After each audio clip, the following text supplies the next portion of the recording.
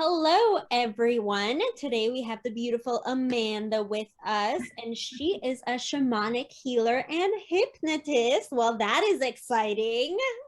Welcome, welcome, welcome, Amanda. Thank you. So tell me a little bit about your shamanic journey, because that is something that I've been interested in for a long time. I haven't had the shamanic calling yet, but I'm just so interested in shamans, how you went about doing this, how you got started. Tell me everything. Oh yeah, definitely. I would love to share on that. So I'm trying to think when I kind of felt drawn to this. I can't remember how long it's been. I've always been really interested in plant medicines, which can be, sort of the, shamanic path. But, being where I am, I'm in the United States, accessing plant medicine and not really having the ability to travel all the time so easily. Well, it's just not always possible to do those things. But I felt a calling to learn about shamanism and what it all represents. So a little over a year ago now, I actually joined a shamanic apprenticeship, and honestly, it's probably one of the best decisions I ever made because just with how 2020 went in general, I think we can, all relate with that. Oh, yeah. It was stressful in the beginning. It was, very fear inducing. And, I am a person who I know like fear is not something that I want to connect in with. And I know like it's there for a reason. But in the practices that I really learned how to understand my fears so much differently, disconnect from the collective fear. And that was massively helpful to my well-being. And honestly, I think it's helpful for everybody. So I wanted to learn it, not even for that purpose. I wanted to learn it to really connect more with Mother Earth and, just understand kind of that side of spirituality. But what I've been able to take away has been so much greater.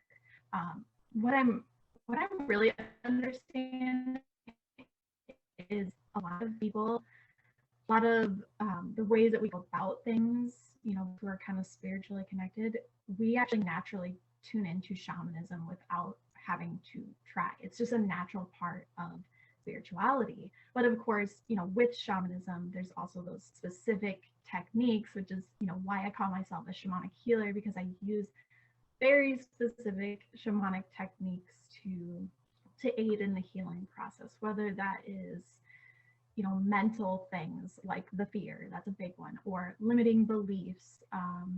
What else? Sometimes like physical illnesses or, physical things that we have going on in our bodies, because what we learn most is, everything starts at the energetic level and then it goes into your physical body. So if it enters your energy field, it can kind of, go into your mind, and then it becomes a part of your physical nature. And, it's kind of interesting how that all comes together, because it's like, that's how our belief systems work in general too. So what we believe, we create, meaning anything that enters our energy field, anything that we allow to enter our energy field is going to have a huge impact on, the way we live and how we perceive things. So shamanism it's a way of life. It's a way of believing, it's a way of perceiving, it's a way of taking full conscious awareness of how you choose to live and be, and understand that yes, we're human and we have all these things, come up, but we are so much more than that. We're so much more than this human experience. Yeah, that's for sure. I mean, I've had many experiences with shamans. However, mine was completely different. Mine were all on the plant medicines journey and all these different journeys that I've been on. My experience has been different. It's been tons of shamanism in my life. However, all has been from a spiritual plant medicine journey, which is a little bit different. So how do you bring shamanism into like the modern American world, the Western world? Because obviously we can't do plant medicines here. Like, do you do shamanic dancing, shamanic music, the drums? Like, how do you intertwine that into the work that you do? I'm really curious because I've never heard of like an American shaman, and that's amazing to me. Yeah, so just to let everybody know, the shamanism that I am a part of, it's Andean hero shamanism. So it's a very specific. It's South American, and they don't use plant medicine at all. Actually, it's all working with energy basically. So yes, I have a rattle, and I will use that, in ceremonies like fire ceremony, or let me think what else. Maybe to like dispel energy. So for clearing kind of like that negative energy, or bringing certain energy together, basically, I can use it for that. But I also have something called a mesa.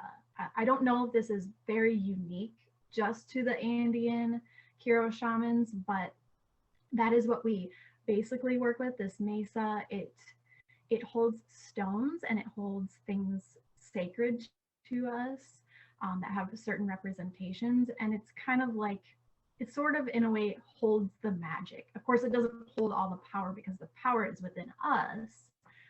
Yeah, we hold that power. We But sure do. it's a good tool to have and to use, because it's just kind of like a connection tool, a connection source. So that's mainly what I work with. Again, I don't have to like use it for healings and whatnot, but I can. Typically, I just have it for kind of like certain milestones along my journey of learning, practicing all my shamanic techniques that I've learned, and things of that nature. Yeah, that's beautiful. Like I said, I've always been interested in the shamanic journey. I haven't felt the shamanic calling yet, but I'm definitely interested. And you're also a hypnotist. Do you merge the two together? How do you go about working with that? Or is it two completely separate things that you do? So they actually can work very nicely together. Hypnotism works primarily with your mind, and I would say like your physical body, and shamanism works more so with like your energy body, but it also works with your mind and your body. So it's kind of like that whole mind body spirit connection. So I can definitely bring them together. I don't always do it. I honestly, I typically work with hypnotism, but I can work shamanism into that. So a good example would be like you kind of mentioned, journeying. You can do shamanic journeying, and that's similar to meditating, and it's also similar to hypnotism.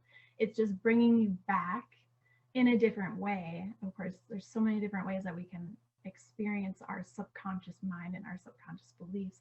So I can kind of tie them together in that way.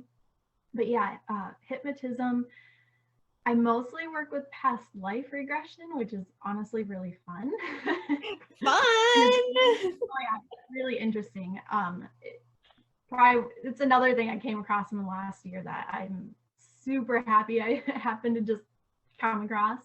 And then I also do between life regressions, which that's super similar to going into the Akashic records. It's accessing. It's basically accessing like information about our life purpose, why we are living the way we are living, why we are experiencing things that we're experiencing, and past life. That just goes into basically what kind of karmic residues have I carried forward, why am I experiencing things that have maybe no clear reason for why I'm experiencing them. So I call those residual energies. So again, it's all working with your energy, it's all working with your belief systems, and it's all finding a way to kind of shift your perspectives, because when we use all of those things, basically the end result that we want is to shift our overall perspective, our beliefs, our habits, which shift our entire reality. So that's basically, how I work with people. That's how we go about it. That's how they all tie together. That is awesome. I work with the Akashic Records myself, and I love having that insight for myself and other people that you're like, ding, ding, ding, that's what I'm supposed to do. This is why I'm here. So how did you go about starting working with past life regressions or just hypnotism in general? Because I'm so interested in past life regressions. I've actually never had one done myself. And maybe we could chat about this offline to get one done. I'm so interested, and I'm like so curious how people nowadays, like, every single person has a past life, obviously, like if you believe in that but there's just always so much healing that you can do, not only in this life, but you could start going into healing from different past lives as well, which is incredible. So like I read a quote the other day that said, heal in this lifetime so your children don't have to heal in their lifetimes. I was like, yes, this is exactly it. It's so beautiful. How did you get started with hypnotism and started reading? Like, did you have a calling for that? Like, how did that go about learning? Well, it's so funny because I never ever thought I would get into hypnotism. But past life regression, I actually came across a book this summer called Many Lives, Many Masters, and I started reading it. It's by Brian Weiss. So if anybody wants to check that out, you can. And Me. in the book, yeah, exactly. In the book, he speaks to, different clients that he worked with and how he had zero intention of, bringing them back into a past life. And they just kind of naturally went back into these lives to heal current life, issues and traumas and things of that nature. So he was like, oh man, there's something to this. And then, kind of in doing that too, there was a lot of like between life. So what he found out, in doing these sessions with these people, is they would, of course, naturally go back into these past lives, heal these different traumas, and information would come up from what he referred to as like the masters, basically like, I don't know if you want to say entities exactly, but things beyond this world that we can access through our own subconscious, super conscious mind is how I also refer to it. Information would come through for that person, and they would just have all these, different healings. So reading all of that, I was like, I'm really interested in that. I, for myself, maybe for learning, for helping others, because I've just always wanted to be able to help people in some way. I was actually in the process of getting set up for master's school, for master in social work degree. And I totally changed all that. I was like, nope, I'm going to do past life regression now. Very different. Yeah, very different. But it felt so right to me. And I just knew that I had to do it. Because with getting a master's in social work, I would have to do school for 2 to 4 years. And then I would have to work under somebody for, I'm trying to think, like a year or two before I could even work for myself. And it's like, no, I want to work for myself right now. Past life regression is exactly along the lines of, how I feel called to help others.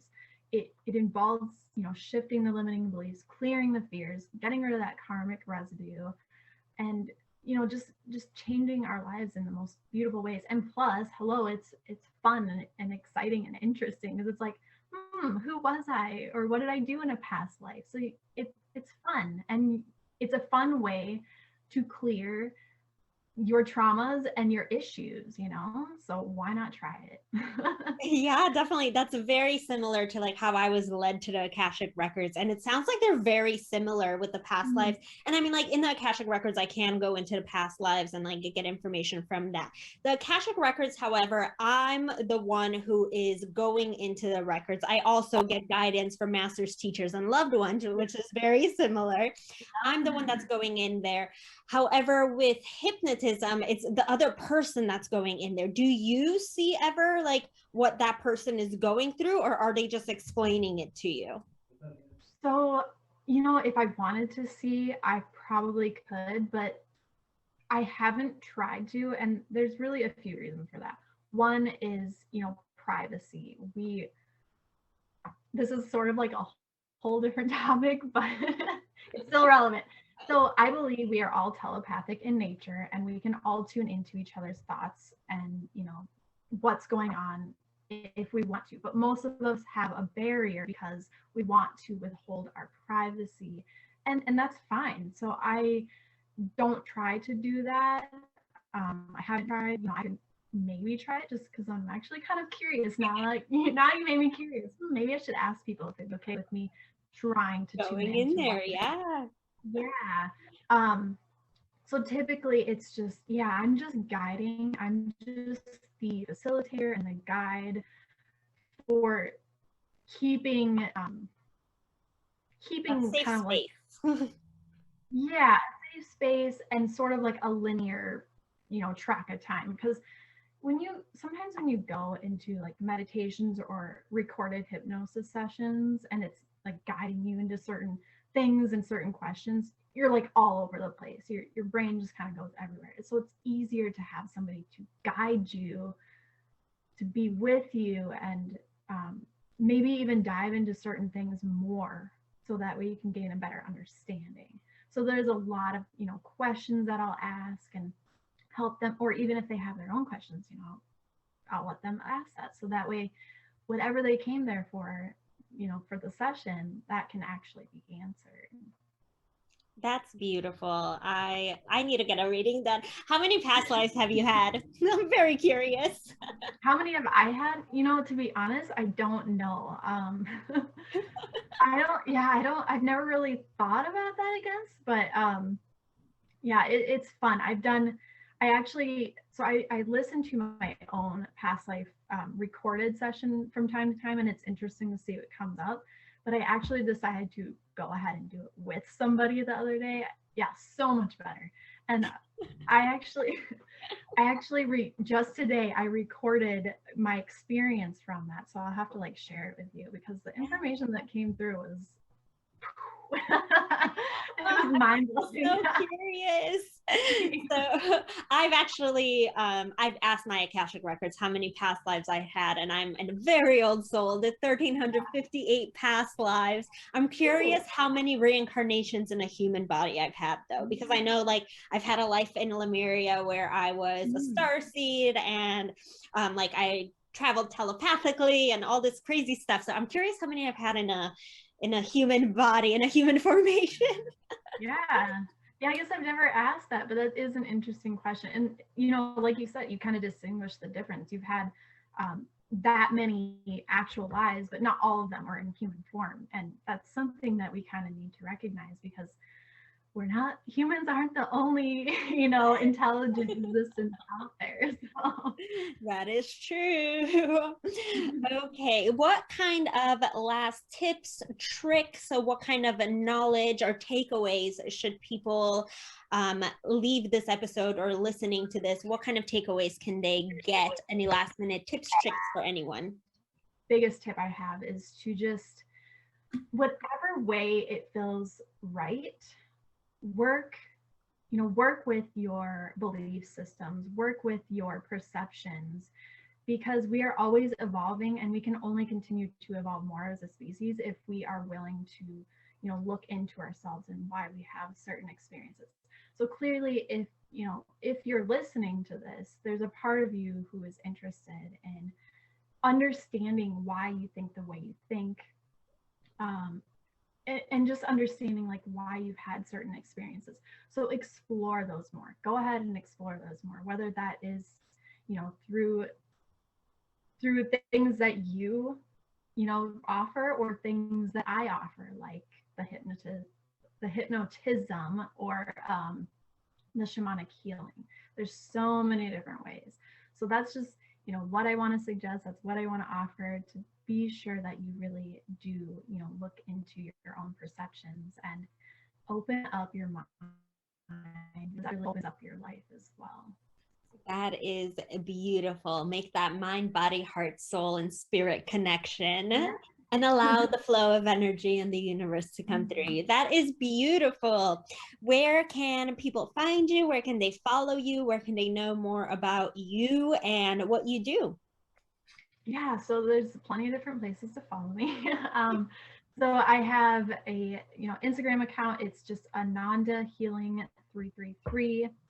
I also have a YouTube channel that is similarly named Ananda Healing Hypnosis.